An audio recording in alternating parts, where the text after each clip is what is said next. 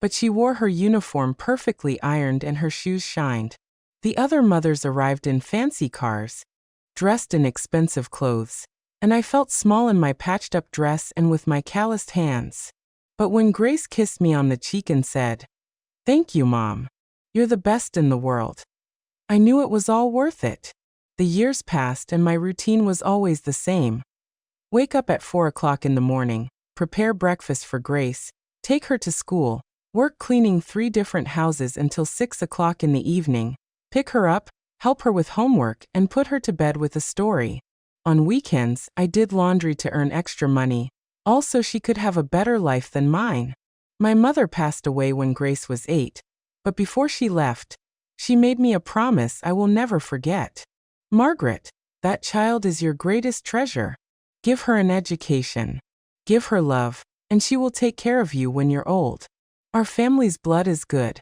She won't fail you."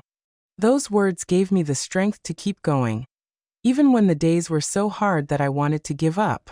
When Grace turned 15, I worked extra days for 6 months to give her the party she deserved. I spent $3,500 on that celebration, money I had been saving to fix our leaky roof. But seeing the look on her face that night, watching her shine in her golden dress as she danced, was priceless. "Mom, I don't know how you give me so much when you have almost nothing," she told me that night while hugging me. "When I grow up, I'm going to give all this back to you, multiplied by 1,000. Throughout high school, Grace was an exemplary student. She had the best grades in her class, participated in school plays, and all the teachers told me she had a brilliant future ahead of her. But keeping up with those studies wasn't cheap. Books, uniforms, field trips, it all cost money I didn't have. I started cleaning a 4th house on Sundays, my only day off, just to be able to pay for it all. When it was time to enroll her in college, the cost was $15,000 a year. I was only earning $400 a month cleaning houses. I did the math, and it was impossible. But a mother does the impossible for her children. I took out a loan using my house as collateral. I sold the only engagement ring her father had given me before he left. And I even sold my mother's sewing machine. "My daughter," I told Grace the day I took her to enroll, "I couldn't go to college, but you are going to be a professional. You'll have a degree. You'll work in an office with air conditioning, and you'll never have to clean other people's houses like your mother." That day, I cried with happiness watching my daughter sign the enrollment papers for her business administration degree. For all 4 years of college, I continued to work like crazy to pay for all her expenses. Grace needed money for books, for projects, to go out with her friends, for appropriate clothes for presentations. I gave her everything, even if it meant I had to eat beans and tortillas for a whole week to save money. When she graduated, it was the proudest day of my life. Seeing my daughter walk onto the stage in her cap and gown, hearing them call her name, and the ovation from the crowd was as if all my sacrifices had been worth it. After the ceremony, she hugged me, crying, and said, "Mom, this is as much yours as it is mine. I would never have made it here without you. I promise you that now that I'm a professional, you will never have to suffer again." A year later, Grace met Richard at her job. At first, I was so happy because I saw her so content and in love. Richard seemed like a good guy. He had a stable job as a supervisor at a factory, and he treated my daughter well. When he officially asked for her hand, I cried with emotion, thinking that Grace would finally have the stable family I could never give her. But organizing the wedding was another huge financial sacrifice. Grace wanted an elegant celebration like the ones in magazines. She said, "The venue cost $8,000, the dress $2,000, the music $800, the flowers $600. In total, I spent $10,000 on that wedding. Money I got by taking out another loan and selling the last of my remaining jewelry. The first years of their marriage were beautiful. Grace and Richard would come to visit me every Sunday. We would have dinner together, and she always helped me with the house expenses. "Mom, now that I'm working, I want to take care of you the way you took care of me," she would say while giving me money for groceries. I finally felt that my sacrifices had paid off. that I had a grateful daughter who truly loved me. But everything changed 3 years ago when Richard lost his job, and they started having financial problems. They began to constantly ask me for money, and as always, I couldn't say no. First, it was $1,000 for monthly expenses, then $2,500 for a down payment on a new car, then $3,000 to pay off credit card debts. Everything began to change subtly after I lent them that $3,000 for their debts. At first, there were small details that I justified in my mind, thinking they were a result of the stress from their financial problems. But now, after hearing that message, I understand it wasn't stress. It was the beginning of a calculated plan to push me out of their lives. The first sign was when they stopped coming on Sundays. "Mom, we're so busy with Richard's new job," Grace would tell me on the phone. "You know how it is. We need to show we're responsible." I understood, or at least I thought I did. After all, it was natural for a young couple to want to focus on getting ahead. But then the excuses for not answering my calls started. I would call in the mornings and Grace would say, "Mom, I'm in an important meeting. I'll call you later." I'd call in the afternoons. "Oh, Mom, I'm at the grocery store doing our weekly shopping." At night, "Mom, it's too late. We're having dinner. We'll talk tomorrow." That tomorrow never came. And when we finally did talk, the conversation barely lasted 5 minutes. Then came the hurtful comments disguised as concern. "Mom, Richard says he's noticed you've been very forgetful lately," she told me one day during one of our rare phone calls. "Are you sure you can live alone in that big house? At your age, anything could happen." I laughed nervously, thinking they were exaggerating, but the seed of doubt had already been planted. One afternoon, I decided to visit them without warning, bringing them the pineapple dessert that Richard loved so much. When I knocked on the door, I heard laughter and voices inside, but it took them almost 5 minutes to open it. "Oh, Mom, what a surprise," Grace said with a forced smile that didn't reach her eyes. "We were just organizing some work papers." Inside was her cousin, Carol, the one who worked at the county clerk's office, with a bunch of documents scattered on the kitchen table. When they saw me come in, Carol quickly gathered all the papers and stuffed them into a folder. "Hello, Aunt Margaret," she greeted me with that fake smile she had always had. I was just helping Grace with some of Richard's health insurance paperwork. But I managed to catch a glimpse of my name on one of those documents before Carol hid it. "Why do you need papers with my name on them?" I asked with genuine curiosity. Grace and Carol exchanged a look that I didn't know how to interpret at the time, but which I now understand perfectly. "It's just to update the beneficiaries on the insurance." "Mom," Grace told me, "you know, in case something happens to us, you're our only family." That explanation calmed me down at the time, but later I started to notice that whenever I mentioned the subject, Grace would quickly change the conversation. "Mom, why don't you tell me about the garden?" she would say. "Oh, Mom, did you see the new show that's on Channel 5? It was then that the deliberate forgetfulness started. They would invite me to lunch, and when I arrived at the restaurant, they weren't there. "Oh, Mom, we forgot to tell you we had to cancel," they would say later. "Richard had a work emergency." This happened 3 times in 2 months. The 4th time it happened, I was left sitting alone in that restaurant for an hour, feeling like a fool. While other families all around me enjoyed their meals together, they also started excluding me from important family events. I found out by chance talking to my neighbor, Miss Rose, that they had had a barbecue to celebrate Richard's birthday. "How strange you weren't there, Margaret," Miss Rose told me. "I saw them buying meat for like 20 people at the supermarket." When I asked Grace why I hadn't been invited, she said, "Oh, Mom, it was a very informal thing. We didn't want to bother you." But the straw that broke the camel's back was when they decided to move into my house temporarily. "Mom, they're going to paint our apartment and we need to stay with you for about a month," Grace told me. "Besides, this way we can spend more time together. Don't you think it's perfect?" I was happy to have them close again. I thought we would finally regain the closeness we had lost. However, from the very first day they arrived, things became different in my own house. Richard started complaining about everything. That my TV was too old, that the internet was too slow, that the shower didn't have enough water pressure. "Aunt, this house needs a lot of repairs," he would say. "At your age, maintaining such a big property must be very difficult." Grace started reorganizing my things without asking. "Mom, these plates are too old. I'm going to replace them with new ones," she would say. "And these clothes you have in the closet are so out of style. We should just donate them." Little by little, my house stopped feeling like my house. It was as if I were a guest in my own home.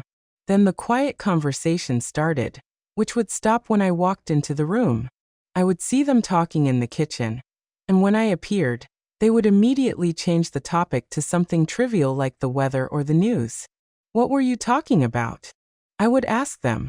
"Nothing important, Mom," Grace would reply. "Just about the house expenses." One night I heard Richard talking on the phone on the patio. "Yeah, we're already living here. No, she doesn't suspect a thing. Carol says she can have all the papers ready in 2 more weeks." When I went out to ask him who he was talking to, he said it was his boss about a work project. They also started subtly controlling my finances. "Mom, let me help you with the electric and water bills," Grace would say. "You're too old to be worrying about these things." At first, I thought it was a kind gesture, but then I realized she was going through all my bank statements. "Mom, why do you need so much cash?" she would ask me when she saw I had withdrawn $200 for my personal expenses. The most painful thing was seeing how they talked about me when they thought I wasn't listening. One afternoon, I was trimming the plants in the garden when I heard Richard tell someone on the phone, "My mother-in-law is getting harder to handle. She's becoming very stubborn with age." Grace laughed in the background and added, "It's true. Lately, she forgets things and gets very difficult when we try to help her." But what really made me open my eyes was when they started making comments about my mental health in front of other people. My friend of many years, Miss Letitia, came to visit and Grace told her, "Oh, Letitia, my mom has been so confused lately. Yesterday she wanted to go for a walk at 10 at night because she thought it was morning." That was a complete lie. I had never done such a thing. But I saw how Letitia looked at me with pity and concern. "Oh, Margaret, it's a good thing you have Grace to take care of you," she said. In that moment, I felt a deep anger, but also an immense sadness, realizing that my own daughter was creating a false narrative about my mental state. Strange visitors started arriving at my house. Doctors who were supposedly there to check my blood pressure, social workers who wanted to evaluate my living conditions, and even a man who introduced himself as a geriatric care specialist. They all came when Grace scheduled them, but they never asked me if I wanted those visits. During one of those evaluations, I heard the doctor talking with Grace in the living room. "Ma'am, your mother seems to be physically fine, but I'm going to note in the report that she shows signs of mild age-related confusion." I was listening from the kitchen, completely lucid and aware, while this man wrote lies about my mental state. The tension in the house became unbearable. Every day, I felt more pressure, more control over my life, more hurtful comments disguised as care. "Mom, you shouldn't drive anymore," Richard told me one day. "At your age, it's too dangerous."